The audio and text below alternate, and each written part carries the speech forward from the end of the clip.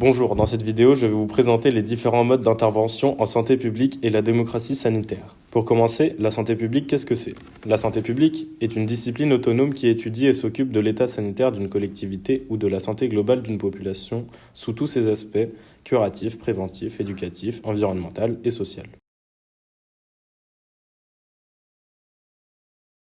Mais à quoi sert-elle? La santé publique vise à améliorer l'état de santé de la population dans tout son ensemble via différentes formes d'intervention. Elle permet donc de préserver la santé des populations grâce à différentes préventions qui vont intervenir en amont la maladie d'autres, en début ou pendant celle-ci, ou encore à la fin de la maladie. La prévention, c'est un ensemble de mesures ayant pour but d'éviter la survenue de maladies et d'accidents ou de réduire leur nombre, leur gravité et leurs conséquences. Après que le problème de santé soit identifié, les pouvoirs publics agissent. Pour commencer, des préventions sont mises en place avant la maladie. C'est le cas de la veille sanitaire qui collecte et analyse en continu de signaux représentant un risque pour la santé publique dans une perspective d'alerte d'anticipation et d'action précoce. C'est par exemple le cas du Covid-19, de la vache folle ou encore le Tchernobyl. Elle observe les risques potentiels, avérés et alerte lors d'une menace. Ainsi, la veille sanitaire, par son caractère épidémiologique, est indispensable à la mise en place de toute autre intervention en santé publique. Par ailleurs, la veille sanitaire ne peut pas anticiper sur tous les risques, notamment les nouveaux risques sanitaires émergents ou crises sanitaires. Ensuite, la prévention primaire est l'ensemble des mesures ayant pour objectif de diminuer l'incidence d'une maladie en réduisant les facteurs de risque et informant des risques encourus. Elle a pour objectif d'informer la population sur les comportements individuels et collectifs nuisibles à la santé, comme par exemple l'alcool lors de la grossesse, les médicaments ou l'alcool lors de la conduite. La prévention primaire a donc pour but de réduire l'incidence, qui est le nombre de nouveaux cas d'une maladie pour une période donnée et pour une population déterminée. Mais la prévention primaire peut conduire à un déni des individus concernés par le risque, par peur de devenir malade ou d'être stigmatisé. Cela va dépendre de l'estime de soi et de la construction de l'avenir de l'individu. Quand l'anticipation a échoué, d'autres principes interviennent en complément, notamment pendant la maladie. Grâce à la prévention secondaire, qui est l'ensemble de mesures ayant pour objectif de réduire la gravité et la durée d'une maladie, grâce à des actions de dépistage précoce et au traitement, cette prévention permet de dépister le plus tôt possible la maladie pour une meilleure prise en charge et réduire la gravité. La prévention secondaire va être fusionnée avec la restauration de la santé, qui est l'ensemble de soins existants pour traiter un problème de santé, après détection ou le stabiliser. Elle permet de limiter les conséquences d'un problème, identifié grâce à des traitements et soins curatifs, l'objectif étant de rétablir le capital santé à son état initial et de réduire la prévalence, qui est le nombre de personnes atteintes par une pathologie à un moment donné pour une population déterminée. Pour ces deux préventions, le dépistage doit être fiable et procurer un bénéfice curatif réel. Mais malgré ça, les possibilités thérapeutiques peuvent être décevantes, inexistantes. Ensuite, la prévention tertiaire intervient après la maladie.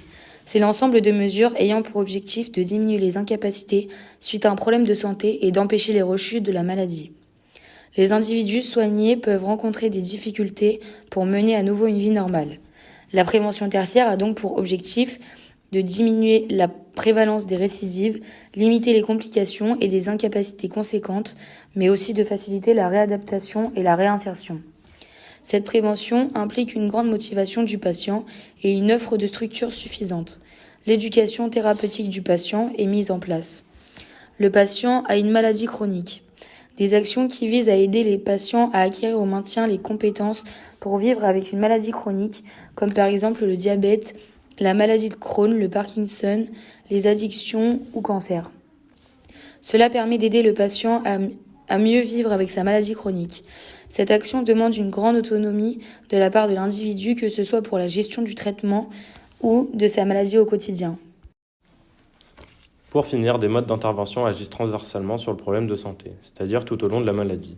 C'est le cas de l'éducation à la santé, qui est un ensemble d'activités qui visent l'acquisition de compétences et de moyens à un citoyen afin de préserver sa santé et sa qualité de vie. Elle permet d'acquérir des comportements favorables à la santé pour éviter les comportements à risque en transmettant des savoirs ou savoir-faire pour améliorer sa santé. Les individus deviennent donc acteurs de leur santé. Ces interventions éducatives permettent de sensibiliser les individus pour une meilleure compréhension du message sanitaire. Cette prévention est fusionnée avec la promotion de la santé, qui sont des moyens donnés aux individus pour maintenir ou améliorer leur capital santé.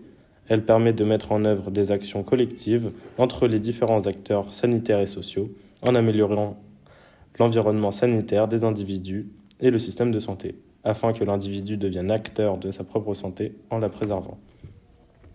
La promotion de la santé implique une coordination et un partenariat entre tous les acteurs à tous les niveaux. De plus, le déficit de la sécurité sociale diminue des moyens économiques mobilisés à ce dispositif. Ces modes d'intervention sont variés et sont complémentaires entre eux. Ils agissent chacun entre eux sur les problèmes de santé. Ces actions peuvent concerner toute la population ou un public en particulier. Quels sont les acteurs impliqués dans les modes d'intervention ? En effet, des acteurs sont impliqués dans les différents modes d'intervention. Ils sont regroupés sur 3 échelons différents, national, régional et local. Pour commencer au niveau national, l'État, le ministère de la Santé, la Direction générale de la santé pilotent les plans de santé publique et de prévention. Puis, Santé publique France et les agences régionales de santé sont responsables de la veille sanitaire et de la mise en œuvre des actions de prévention et de promotion de la santé. Au niveau régional, les agences régionales de santé sont responsables de la mise en œuvre de la politique nationale en l'adaptant à son territoire. L'instance régionale d'éducation et de promotion de la santé sont responsables du développement des actions de formation, de communication et de documentation en matière de prévention. Ils conseillent et accompagnent les acteurs sanitaires du territoire. Les collectivités locales, elles, participent à la prévention de la promotion de la santé par les actions, logement, aménagement urbain, etc.